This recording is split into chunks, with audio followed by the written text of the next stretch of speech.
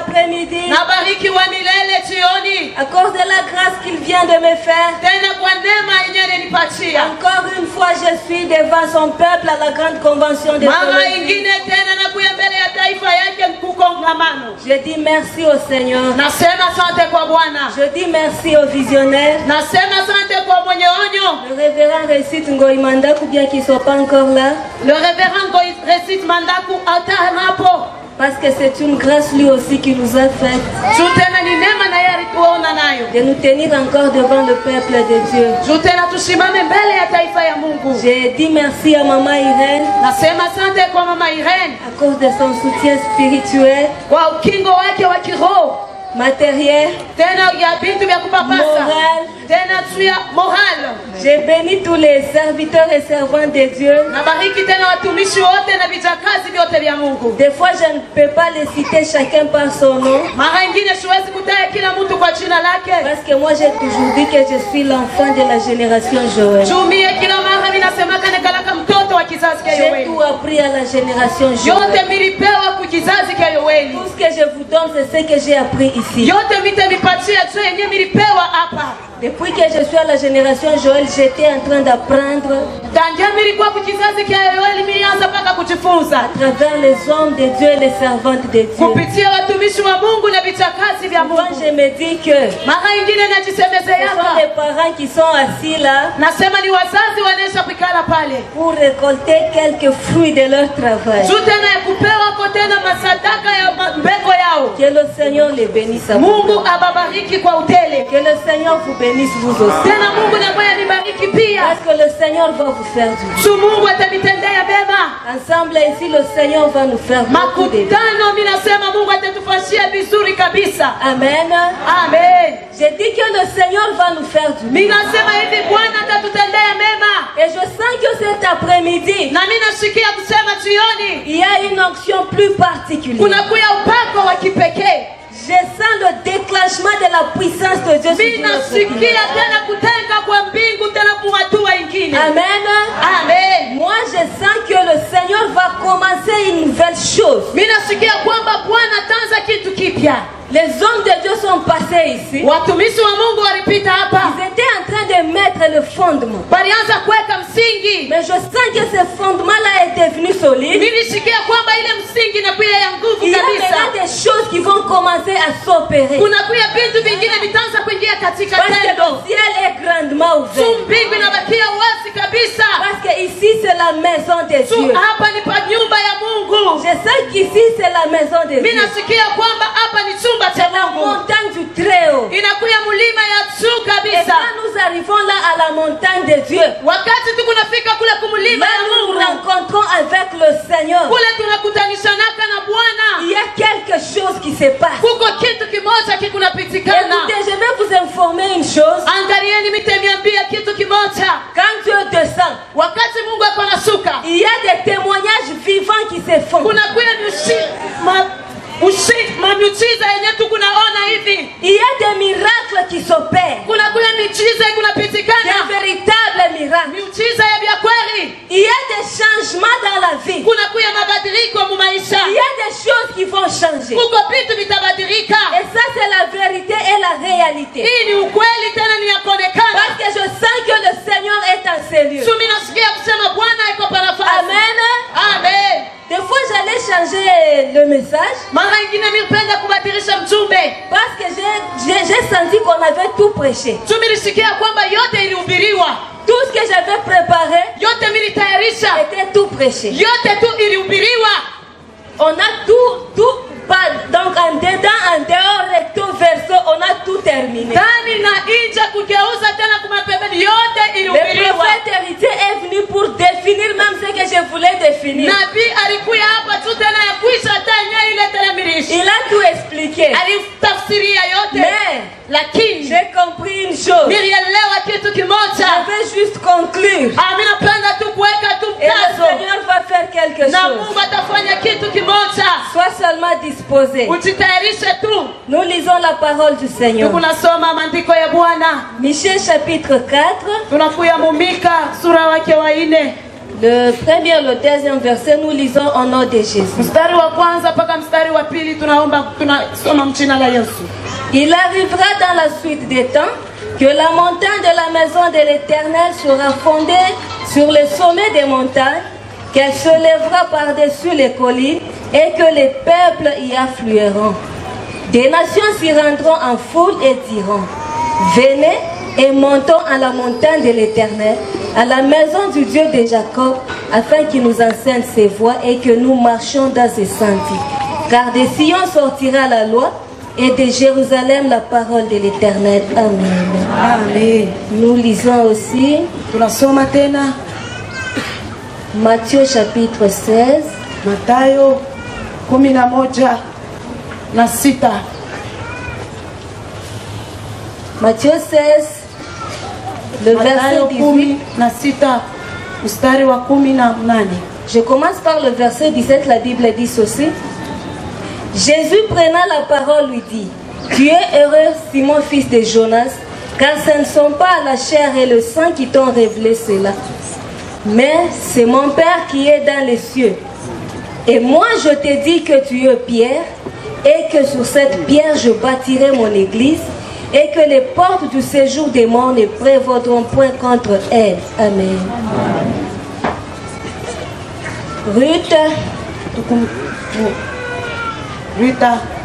Ruth chapitre 1. Là je vais faire une longue lecture. Du temps des juges, il y eut une famille dans le pays. Un homme de Bethléem de Juda, avec sa femme et ses 2 fils Un homme de Juda partit avec sa femme et ses 2 fils pour faire un séjour dans le pays de Moab.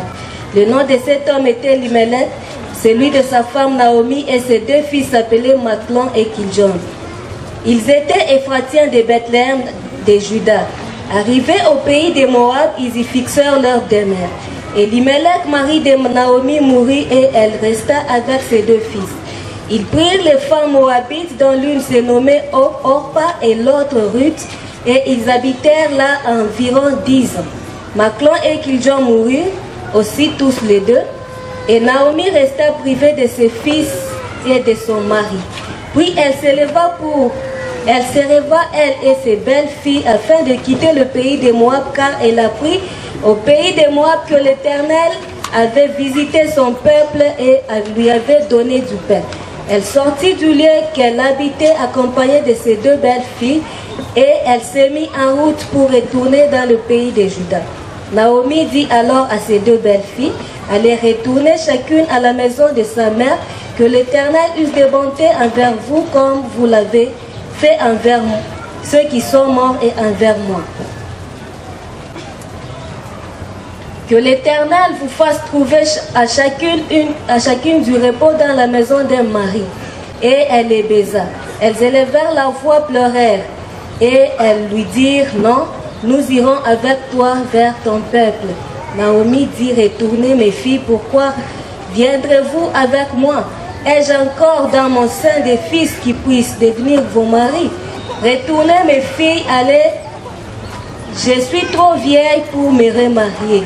Et quand je dirai: j'ai de l'espérance qu'en cette nuit même je serai avec un mari et que j'enfanterai des fils, attendriez-vous pour cela qu'ils eussent grandi? Refuserez-vous pour cela de vous marier? Non, mes filles, car à cause de vous, je suis dans une grande affliction de ce que la main de l'Éternel s'est étendue contre moi. Et elles élevèrent la voix et pleurèrent encore. Orpa baisa sa belle-mère, mais Ruth s'attacha à elle.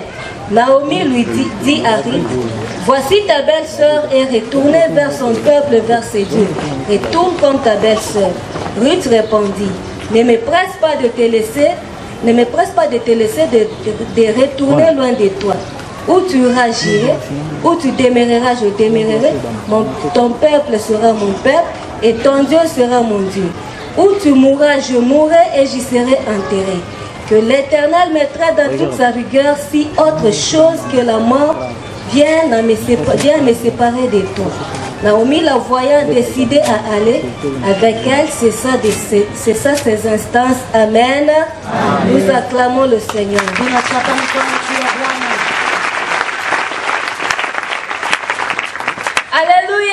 Amen. Alléluia. Amen. J'aimerais que même là au fond qu'il y ait des réactions. Alléluia. Amen. Amen. J'étais en train de te dire que le Seigneur va nous faire du bien. Notre thème est en train de dire ceci. Venez, montons à la montagne de l'Éternel, à la maison du Dieu de Jacob. Et là, il nous enseignera ses voies. Et nous marcherons dans ses sentiers. Mais dans le premier verset, la Bible dit ceci, qu'il arrivera dans la suite des temps que la montagne de la maison de l'Éternel sera élevée au sommet des montagnes, qu'elle s'élèvera par-dessus les collines, et que les peuples y afflueront. Amen. Amen. Là, je suis en train de comprendre ceci. On nous dit que c'est la montagne de la maison de l'Éternel qui sera fondée au-dessus des autres montagnes. Donc la base de la maison de l'Éternel était fondée sur une montagne. Quand nous commençons à bien lire, le temple que Salomon avait bâti, il avait bâti sur une montagne. Amen. Le temple de Dieu était bâti sur une montagne, sur le mont Morija.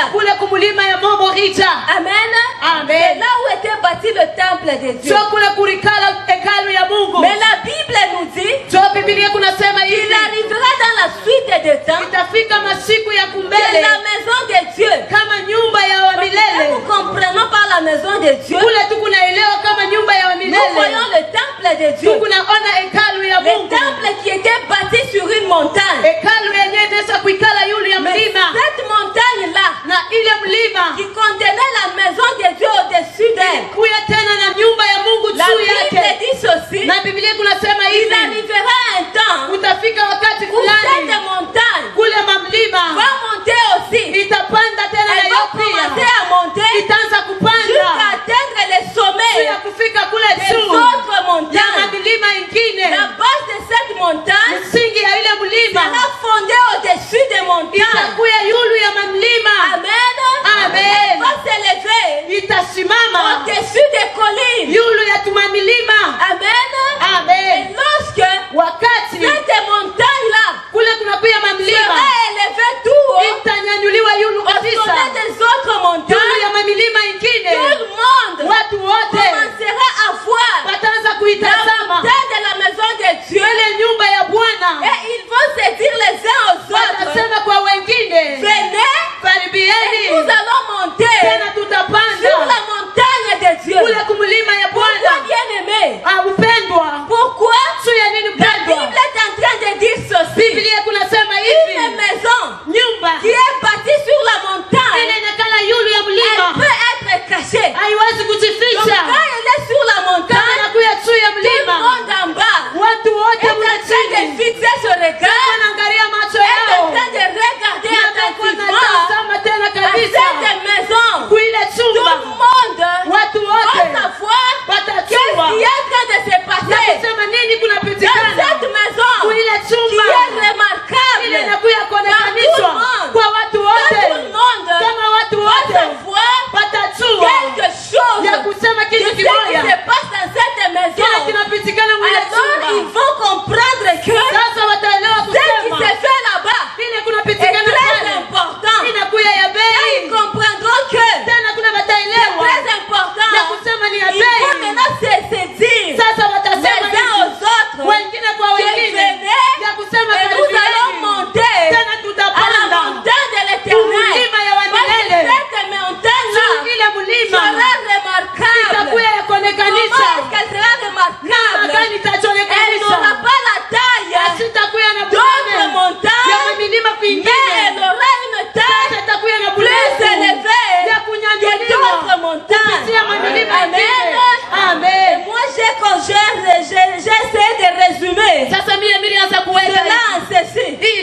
hivi. C'est une élévation. Inakuya unyanyulivu. Amen.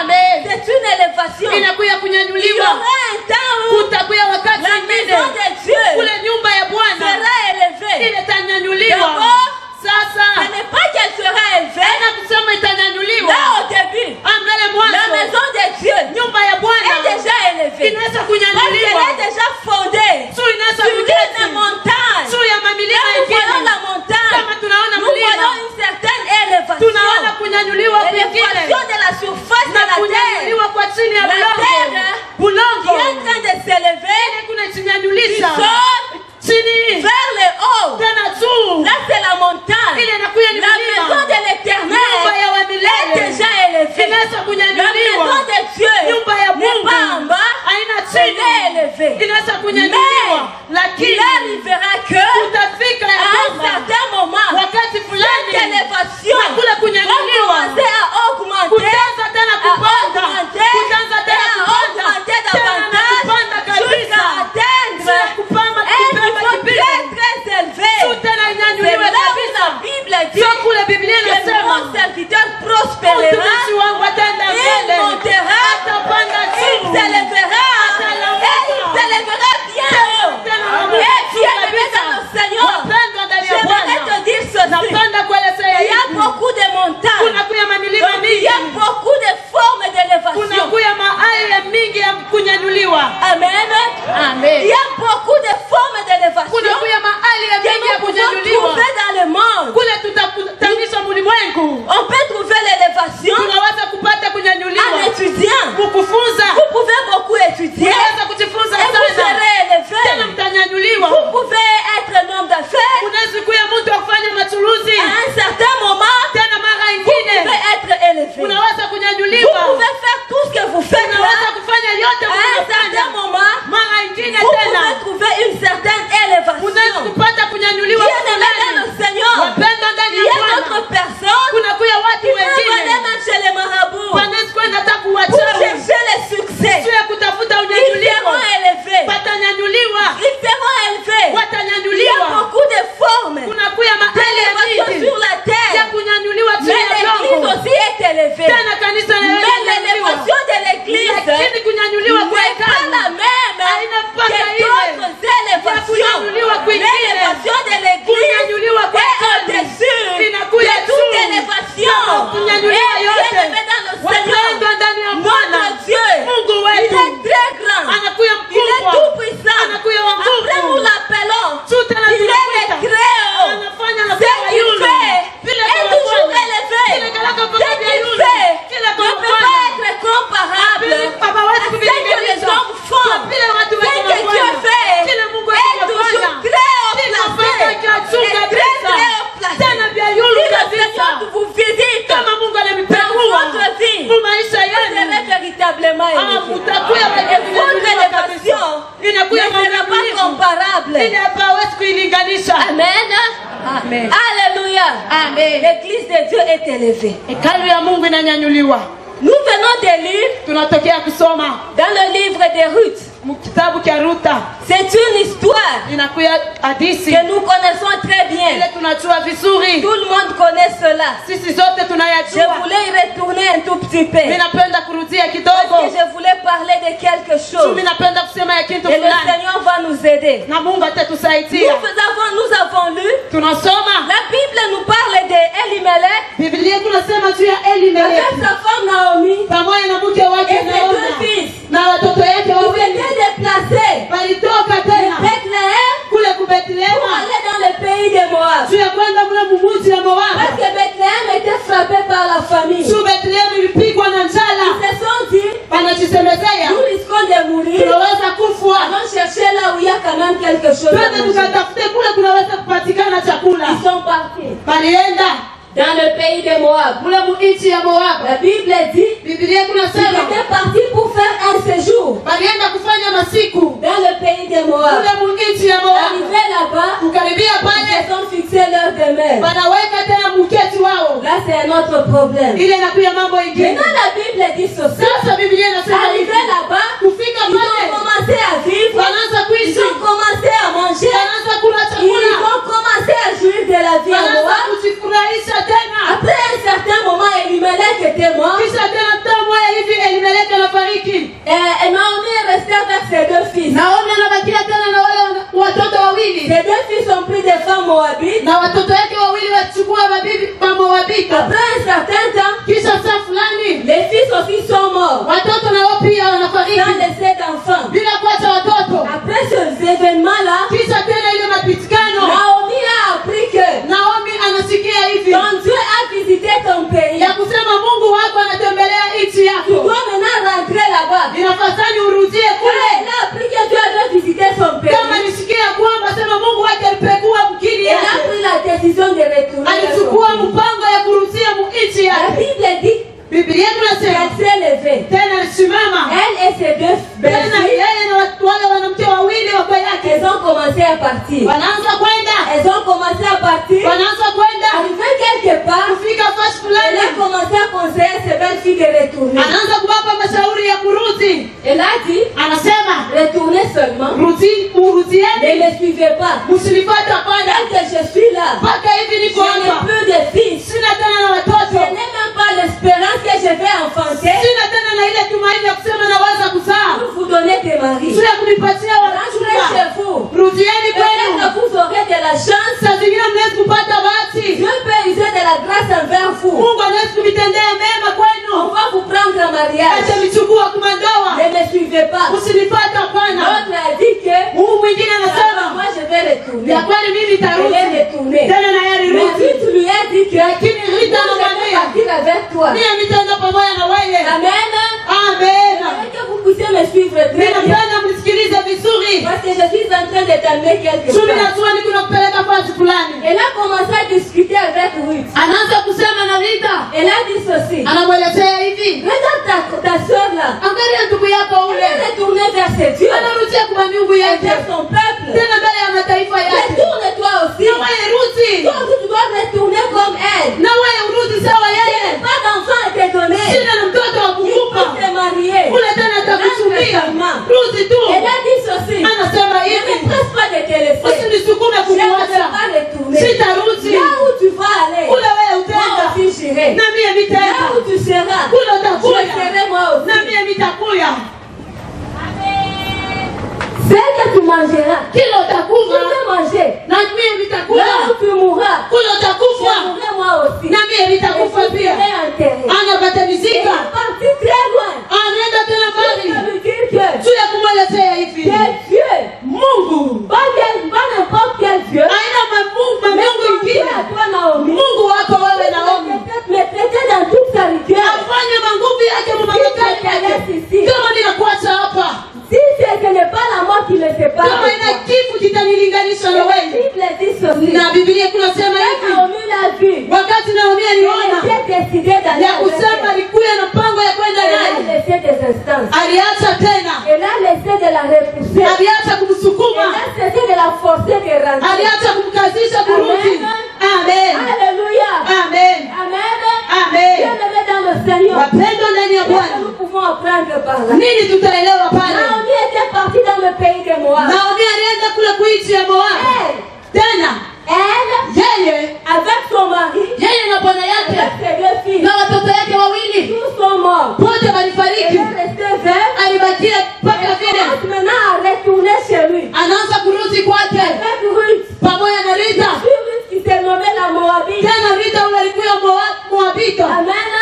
Amen. Avec Ruth, Pamoja na Rita originaire de Moab, ule alikuwa mkizazi wa Moabu. s'attachait à elle. Alikuwa sasa kutambatisha Pour la kwake. suivre. Anataka kumfuata. Naomi a commencé à la presser de rester. Naomi alianza kumlomba yabakie. Moi j'ai compris que Mimi nilielewa si kusema Naomi a voulu que Ruth reste, kama Naomi alipenda Rita abakie. parce que Naomi savait les lois qui étaient en Si Israël. Naomi alijua masheria ilikuwa kule Parce que Israeli. Naomi savait que le peuple de Juda ne va pas accepter cette femme moabite. Si Naomi alijua kusema taifa ya Mshita haitapenda huyu mtoto wa Moabu. Amen.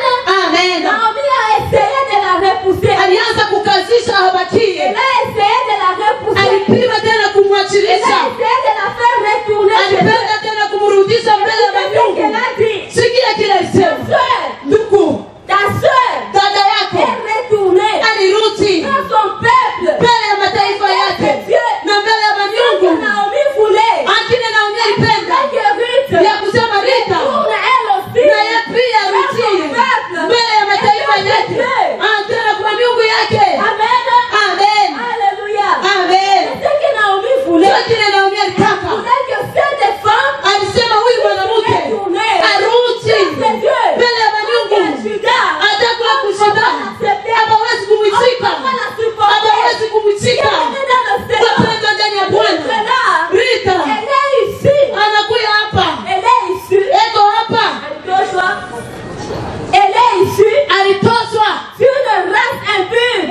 kizazi cha mchafu, kile kizazi cha kulaaniwa, kile kizazi ya milele aliona.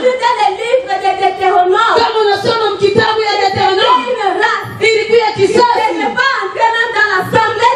ile ikuwezi kuingia hata kutaifa ya Mungu. Amen. Kuna vizazi vingine kulikuwa manaka ingine kule Mungu alisema juu ya hii mambo watu wanazikutanisha mwa hii mambo hawawezi kuingia makutano ya Mungu mpaka mkizazi cha 10. Pale nilielewa kusema kisha kizazi cha 10 wanaweza kuingia. Juu ya Rita walisema hivi mpaka mkizazi cha 10 tena kwa milele. Ni Mungu pekee anaweza kusema mpaka kwa milele. Hii kizazi cha Moabu hawawezi kuingia kama mwekali ya Mungu, hawawezi kukaribia kwa Mungu. Bwana ilikuwa ni sheria Mungu pekee aliweka. Amen. Na lakini huyu mwanamke Naomi aliwahi sheria. Naomi aliwahi ya kwamba hata kama mimi kusemezea kwa Mungu wangu, wakati unakuja mtu wa Moabu hawezi kuingia mwekali ya Mungu tena kwa milele. Maisha yetu yote, mamlaka yote itakuwa nje ya mataifa ya Mungu. Kabla ya kuifuata rudi mbele ya miungu yako. Naomi Niku naelewa ya kusema Naomi inakuwa ni hekalu, inakuwa agano mpya, agano ya kale. Tena wapo wa mwanamke ule mbiblia ayonese paka mke safa fulani ikunaonesa tena hekalu, inakuwa tena picha ya hekalu.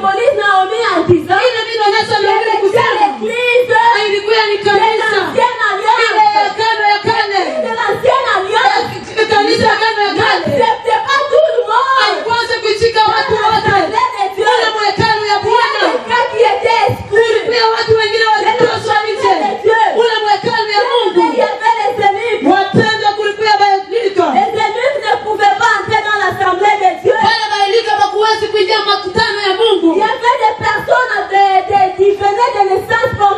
Kulikuwa watu wengine wanaanza kutoka mafasi ile inakuwa mgumu. Ile ilikuwa nje tena ya hivi. Saa zingine ninaweza kuwaza ninaweza tafsiri hivi. Mama yako alikuwa mkahaba. Kuna mkahaba wake alikuzana wewe. Hawezi kuingia mkutano wa Bwana, hawezi kumkaribia. Ama toto tena ba incesto hawezi kuingia makutano ya Mungu. Kuna kuya mahali ingine ile ilitoshwa nje hata kukazi ya Mungu. Kuya masheria ile nafasani kuiangalia, inafasani mbele kuya Mlawi, kisha inafasani kuya wa kwanza, kisha tena matakutazalisha. Hawezi kuya na mabulema wa mwili. Kulikuwa tena maigizo ya mingi ile ilipenda kutosha watu sio kukaribia kwa Mungu, sio kwa maana Naomi mpaka vile kanisa ule wa mwagano ya kale alianza kumwandama. Hakuandama alianza kuandama wale watu wa mataifa ya kukaribia muwapo wa Mungu. Amen. Amen. Amen. Wapendwa ndani ya Bwana, ninaona tena kanisa ile kebasi. Tunaweza kuona paka kanisa ile ya kale ya kale. Leo kuna kwa watu hawajui kwenda kwa hekalu, hawajui kwenda kuwapa wa Mungu. Kama unawasali juu ya nini nazami nilifanya inakuwa kigumu. Ni peke mimi na wajikumu siwezi kuingia uwapo wa Mungu. Kuna kuya wengine wakati mtenda kuangalia tukucheni ya ukaribie kwamba na sisi watakwambia tu hivi, moi je suis un rosicrucien, mimi nakuya mchawi, je ne peux pas aller prier. siwezi kwenda kuomba. Le problème ce n'est pas parce qu'il est rosicrucien, Mambo aina tu ya le problème mchawi, c'est parce que mambo ni dans tu la maison de Dieu nyumba ya il y a Bwana des lois, kuna kuya il y a masheria, des principes, kuna kuya il maagizo, y a des ordonnances. kuna kuya maagizo. Il se sent incapable Ile aina tena de nzuri supporter ya kuya naye pamoja la na résolution wanachukua de mpango rester ya kubaki. dans la présence de Dieu. Unasoma mwapo wa Mungu, wapendwa ndani ya Bwana. Msikilize, siku La moja Bible dit ceci Biblia kunasema hivi dans Ésaïe 55, ule Isaya 55, que vous tous qui avez soif, mwepote mwakuya na kiwi venez aux eaux. mukuye kumachi, Tous qui avez faim, qui n'avez, même vous qui n'avez pas d'argent, mwepenye kuna na pesa venez acheter. mukuye muuze, Acheter sans argent, mukuye muuze bila pesa, sans rien payer. muuze bila kuuza kitu. Pourquoi est-ce que vous payez de l'argent? Juu ya nini mnaweka kipimo ya pesa Quelque chose qui nous nourrit pas, kuvitu vyenye bila viturishe, quelque chose qui n'a pas d'importance. kuvitu vyenye vina vya bei? C'est moi Dieu. Mimi Mungu Vous pouvez payer unaweza kuuza sans argent. hata bila pesa. Amen. Amen. Alléluia. Amen. Ruth, Turita puisse aller avec Naomi. ende pamoja na Naomi, Devait s'attacher véritablement à Naomi. inafadhali atambatishwe kwa ukweli kwa Naomi. Amen. Amen. Elle devait Alifadhali peut-être accepter pengine kushika toutes les conditions maagizo yote au dans lesquelles mule tu elle sera traitée ataanza kuchona quand elle sera à Bethléem. wakati atakuya kule ku Bethlehemu. Quand vous lisez très bien, Kama unasoma vizuri depuis le début du livre kuanzia mwanzo ya kitabu jusqu'à leur arrivée à Bethléem, mpaka kufika kwao kwa Bethlehemu, était appelé toujours Ruth. Rita anaanza kuitwa mpaka Rita, On l'appelait toujours Ruth. anaanza kumuita mpaka Rita. Il n'y avait pas d'attribut, Akukukuya tena kabila ni de qualificatif attribut. wala kumupatia ali fulani wile ya kumpatia, C'est toujours Ruth. banaanza kumuita mpaka Mais Rita. seulement à Bethléem, Kufika mle mu elle Bethlehemu a reçu un attribut. alipata ko tena jina fulani, C'est bien Ruth la Moabite. banamwita Rita wa Moaba. Amen. Amen. C'est bien Ruth la Moabite. Banamwita Rita wa Mais elle Moaba. a reçu un qualificatif. Kule alipata tena jina fulani, Quand vous voyez celle-ci, wanasema kama mnamwona huyu vous vous rappelez de ce que son grand-père avait fait. utakumbuka kile kamba yake Vous vous alifanya, rappelez de toutes les malédictions qui étaient sur elle. utakumbuka tena malaana yote ilikuwa juu yake, Qu'elle n'est pas digne. utakumbuka kusema Elle sistahili, n'est pas digne de s'approcher des Juifs. asistahili kukaribia kwa Yuda. Qualificatif l'a suivi maintenant. Ile majina yote ilimfuata, C'est bien Ruth la Moabite. anakuya Rita wa Moaba. Ce sont des choses que Naomi était en train d'éviter. Kulikuya vitu vile Naomi alianza Mais elle kukataa, avait accepté lakini alichika d'être appelée Ruth la Moabite. ya kumwita Rita wa Moaba, alichika Tout ce qui pourrait lui arriver. chote kile kitamfikia En allant à ya Bethléem. kwenda mu Bethlehemu, C'est ce qui l'intéressait. lakini kile kilikuwa juu yake kwa yote ile C'est le Dieu de Naomi. ilikuwa tu ni Mungu anaona. Amen. Elle a dit ceci. Anasema hivi, Ton Dieu. hata Mungu wako, Hata mon Dieu. hata kuya Mungu wangu, Je vais partir. mitenda